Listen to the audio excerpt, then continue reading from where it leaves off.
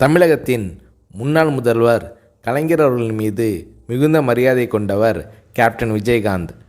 Captain Vijayakanth, Premalatha ஆகியோரின் திருமணம் கலைஞர் கருணாநிதி அவர்களின் தலைமையில் 1990ஆம் ஆண்டு ஜனவரி 31 நடைபெற்றது.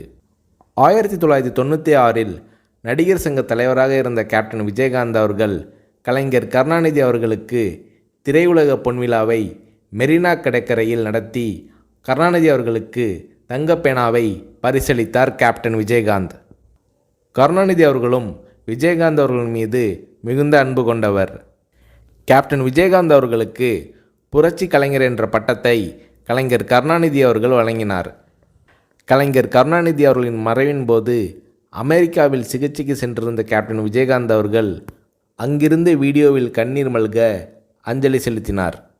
அமெரிக்காவிலிருந்து திரும்பிய பிறகு நேராக கலைஞர் கருணாநிதி அவர்களின் நினைவிடம் சென்று மரியாதை செலுத்தினார் கேப்டன் விஜயகாந்த்.